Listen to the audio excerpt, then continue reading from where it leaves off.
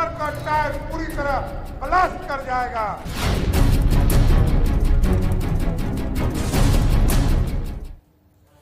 नमस्कार, मैं हूं आपके साथ अलीम अतहर। बिहार की सियासत में एक बार फिर लौकुश समीकरण को लेकर जोर आजमाइश चरम पर है।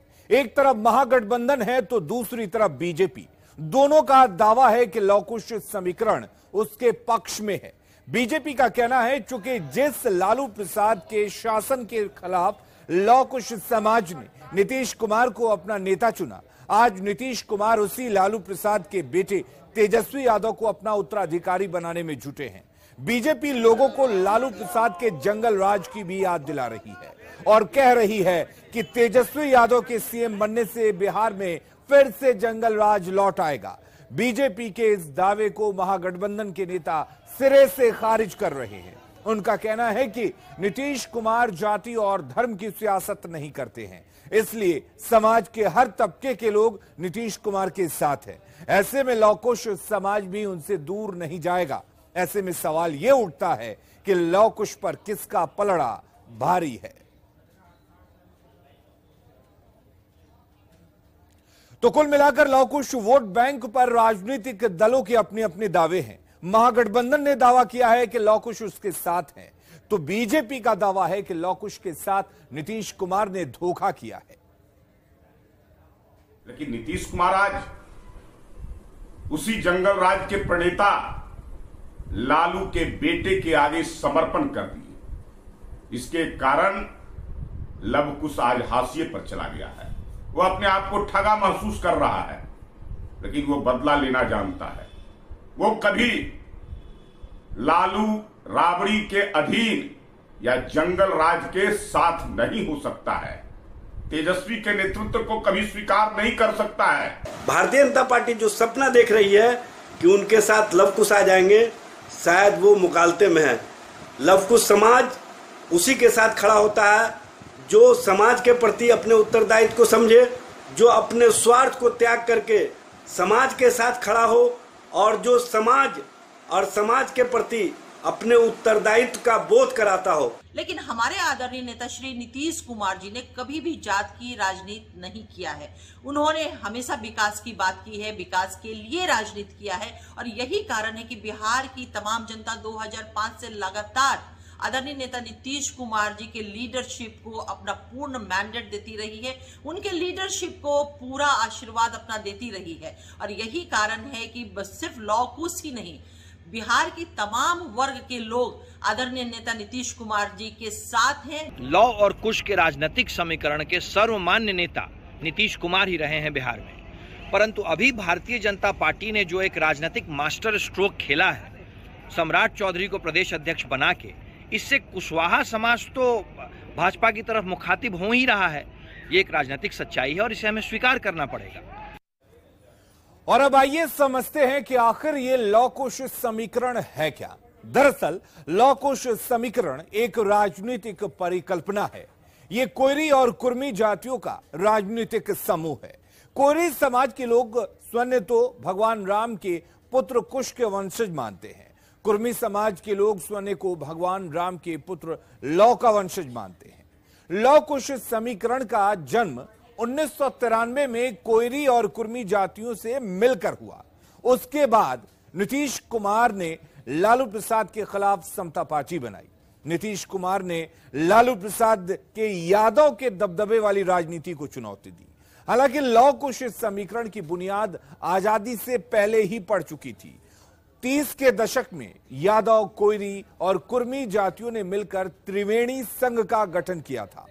त्रिवेणी संघ के जरिए राजनीति में अगड़ी जाति के दबदबे को चुनौती दी गई। चूंकि 90 के दशक तक राजनीति में अगड़ी जातियों का दबदबा रहा, लेकिन 90 के दशक में राजनीति से अगड़ी जातियों का दबदबा भी खत्म हुआ। 1990 में लालू प्रसाद की अगुवाई में आरजेडी की सरकार बनी। लालू प्रसाद की सरकार को कोयरी और कुर्मी जाति का समर्थन हासिल था। इसके बावजूद आरजेडी की सरकार यादव के दबदबे वाली थी। रुक करेंगे अगली खबर की। इस वक्त एक बड़ी खबर आ रही है वैशाली से। यह बड़ी खबर है जहां पर पातेपुर थाना क्षेत्र के राघोपुर नरसंडा पंचायत के वार्ड 14 में एक घर में भीषण आग लग गई। देखते ही देखते 10 से अधिक घर इसकी चपेट में आ गए और इसकी चपेट में आने से 10 घर जलकर खाक हो गए। बताया जाता है कि आग लगने के बाद घर में रखा सिलेंडर भी ब्लास्ट हो गया। काफी मशक्कत से फायर ब्रिगेड की 2 गाड़ियों ने लोगों के सहयोग से घंटों बाद आग पर काबू पाया। हालांकि फिलहाल आग लगने के कारणों का पता नहीं चल पाया है, लेकिन इस हादसे में लाखों की संपत्ति का नुकसान हुआ है।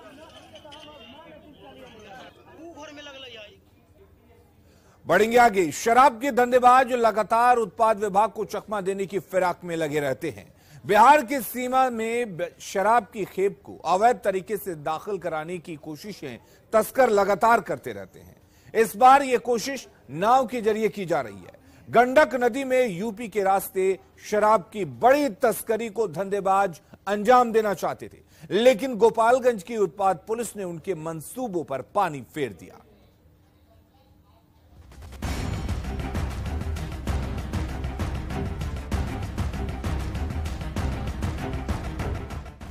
प्लान तो यही था कि गंडक की लहरों पर नाव उतारकर शराब की खेप उस राज्य में किनारे लगा दी जाए जहां पूर्ण शराबबंदी है।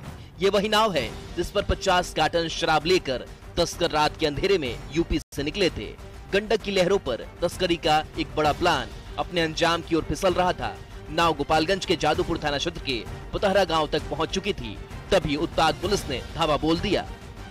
सूचना मिली थी कि उत्तर प्रदेश से नाव के द्वारा शराब की तस्करी की जा रही है, तो रात में उत्पाद टीम गई थी और गश्ती के दौरान जो है पतहरा में देसी शराब है उसको हम लोग जब्त किए हैं।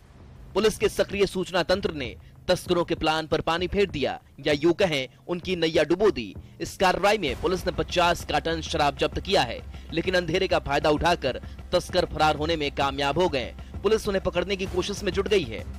गिरफ्तारी किसी की नहीं हो पाई।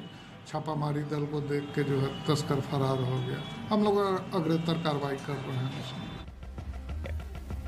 शराब के धंधेबाज लगातार पुलिस को चकमा देने में लगे रहते हैं, जबकि इसके उलट पुलिस और उत्पाद विभाग की संयुक्त टीम इन्हें दबोचने की रणनीति पर काम करती रहती है। इस बार पुलिस ने तस्करों के प्लान को वक्त से पहले क्रैक कर लिया, लेकिन ये सफलता तभी पूर्ण मानी जाएगी जब फरार तस्कर सलाखों के पीछे होंगे।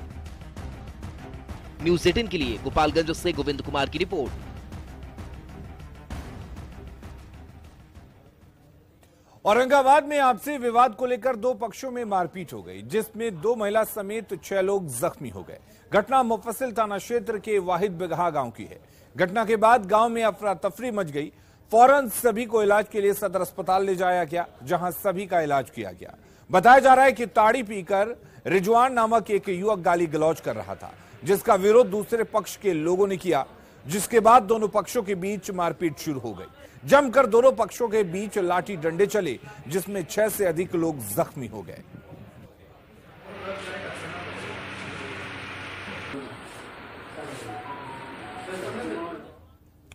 पटना में 22 और 23 जून को 2 दिवसीय G20 की बैठक होनी है। इसको लेकर बड़ी तैयारी की गई है।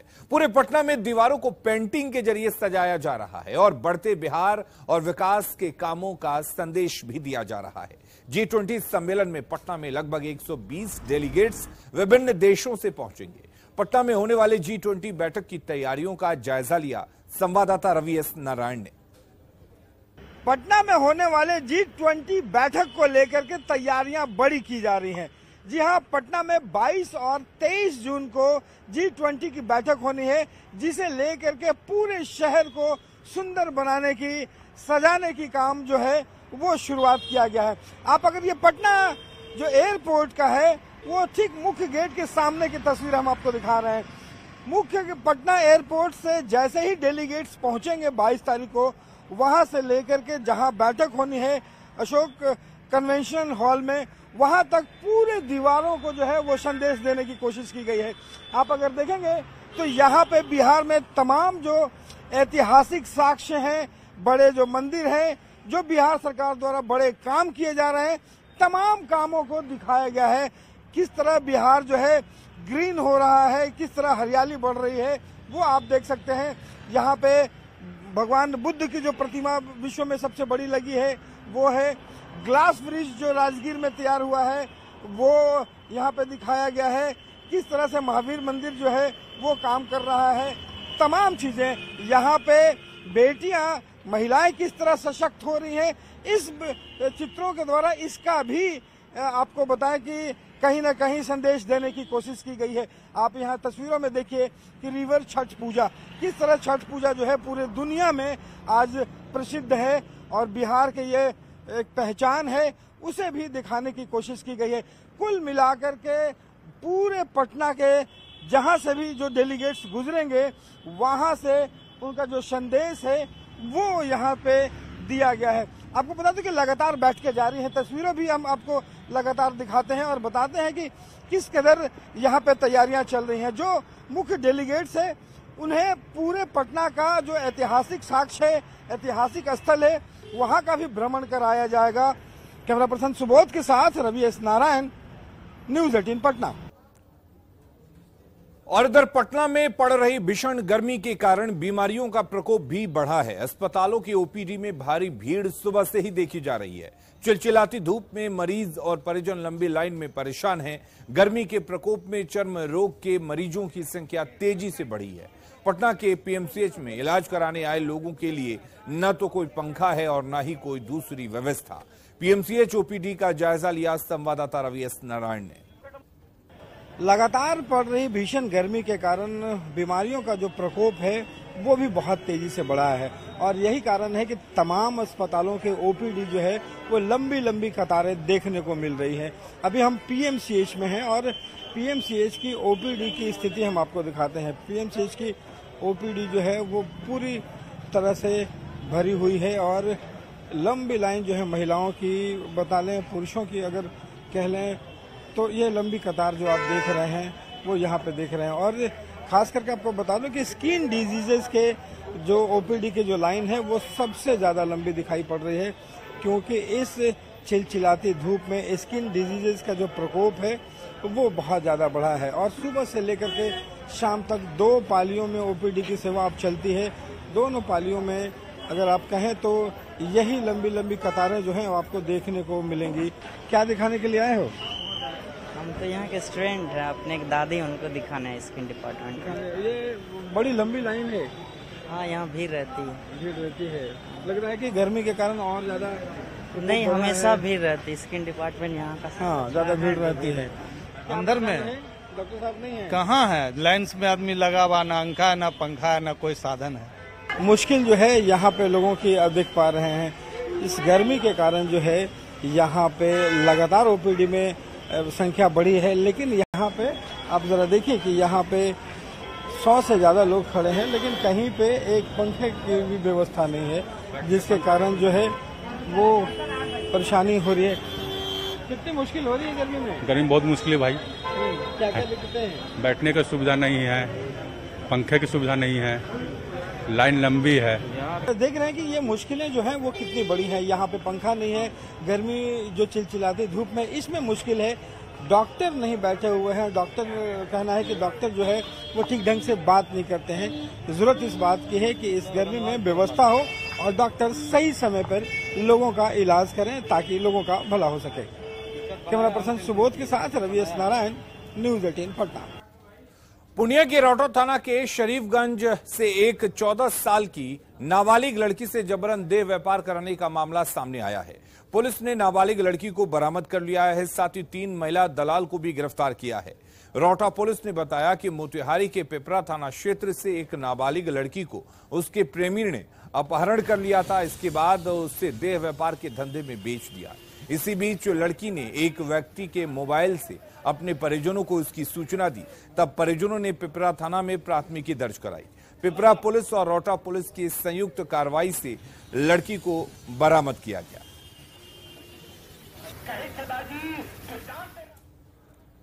गया ओटीए में आज 23वीं पासिंग आउट परेड का आयोजन किया गया, जिसके बाद पीपिंग सेरेमनी का आयोजन किया गया, जिसमें 82 जेंटलमैन कैडेट्स के अभिभावक ने अपने बेटे के कंधे पर बैज लगाया, जिसके बाद वो अब देश को समर्पित हो गए हैं। गया ओटीए में भव्य तरीके से पासिंग आउट परेड का आयोजन किया गया। इस मौके पर सेना के दक्षिण कमांड के general officer commanding in chief lieutenant general Ajay Kumar शामिल हुए। गया ऑफिसर्स ट्रेनिंग एकेडमी से आज एक बार फिर 82 जो जेंटलमैन कैडेट्स है वो अधिकारी बन गए हैं। और अभी देख सकते हैं कि अभी पिपिंग सेरेमनी का आयोजन किया गया था। जो जेंटलमैन कैडेट्स जो अधिकारी बने हैं उनके कंधे पर बैच लगाया गया। उनके माता पिता और जो यहाँ के जो अधिकारी हैं उनके द्वारा बैच लगा करके अपने कंधे पर लगाया गया। और इसी के साथ जो है वो अधिकारी जो है सैन्य अधिकारी बन गए हैं और देश के लिए सेवा करेंगे। इससे पहले वो पासिंग आउट परेड का आयोजन किया गया था।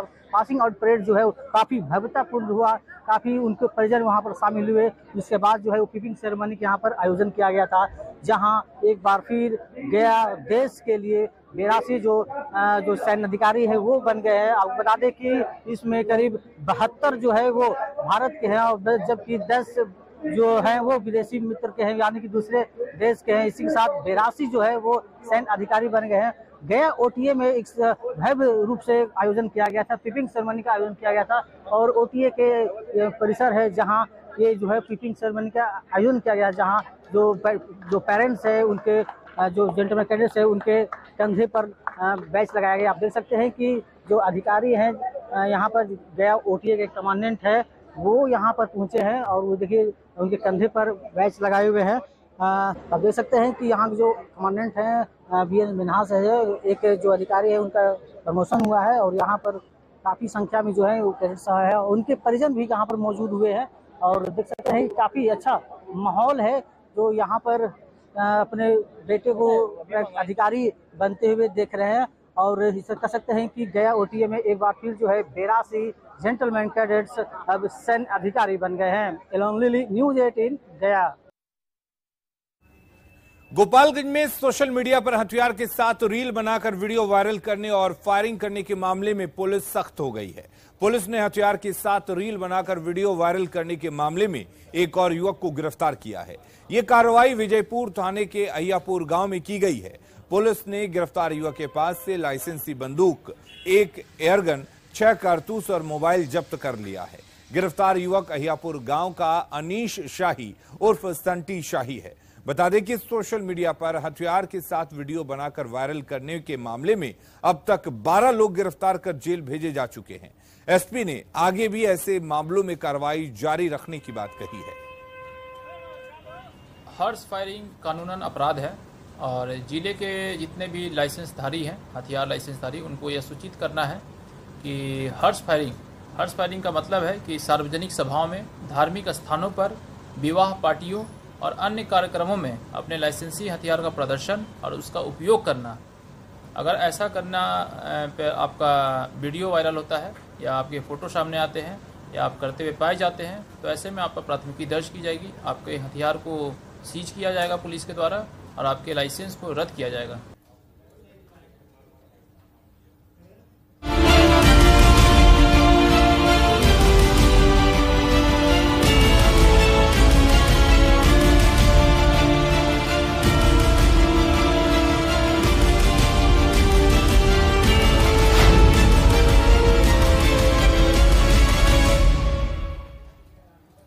बिहार में पड़ रही भीषण गर्मी रोज नए रिकॉर्ड बना रही है। राजधानी पटना में तापमान 44.4 डिग्री रहा, जिसने पिछले 12 साल का रिकॉर्ड तोड़ दिया। मौसम विभाग के अनुसार गर्मी का सितम अभी 1-2 दिनों तक जारी रहेगा। जब तक मानसून नहीं आता तब तक लोगों को सावधानी बरतने की सलाह दी गई है। अधिक जानकारी दे रहे हैं संवाददाता रवि एस नारायण।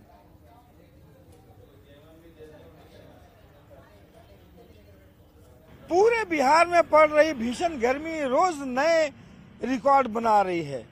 जी हाँ, जिस तरह की गर्मी जो है वो लगातार पड़ रही है, हर दिन तापमान का रिकॉर्ड जो है वो बन रहा है। और पटना में पिछले दिनों लगभग 44.5 डिग्री तापमान रहा, जो पिछले 12 साल का रिकॉर्ड टूटा है। और मौसम विभाग की माने तो ये आसमान से जो बरस रही है आग, ये अभी थमने वाली नहीं है और अगले 2 दिनों तक ऐसी ही गर्मी जो है और पड़ने की संभावना है। जो बातें कही गई हैं उसमें पटना, पूर्वी चंपारण, पश्चिमी चंपारण, भागलपुर, शेखपुरा, जमुई, भोजपुर, खगड़िया सहित और जो जिले हैं, बाकी जो जिले हैं उन जिलों में सीवियर हीट वेव की स्थिति जो है ये बनी रहेगी। और ये लगातार जो है सिर्फ दिन में बल्कि जो रात में देखा जा रहा है कि रात में भी जो तापमान है वो सामान्य से कम 7 से 10 डिग्री ज्यादा रह रहा है। तो ये जो परेशानी बढ़ाने वाली बात है। गर्मी का सितम ये है कि लगातार ट्रांसफार्मर जो है वो जल रहे हैं, लगातार ट्रिपिंग हो रही है। जो बिजली की जो खपत है वो रिकॉर्ड दर्ज की गई पिछले दिनों 6,938 जो है वो मेगावाट बिजली वो खपत हुई है। ये बताता है कि गर्मी का जो सितम है वो किस ढंग से है। लोगों को सावधान रहने की जरूरत है। अगले कुछ दिनों तक, जब तक कि मानसून नहीं आ जाता है, लोग अपना बचाव खुद करें और सावधान जरूर रहें। कैमरा पर्सन सुबोध के साथ रवि एस नारायण, न्यूज़ 18 पटना। और अपना बिहार के इस बुलेटिन में फिलहाल के लिए इतना ही, लेकिन खबरें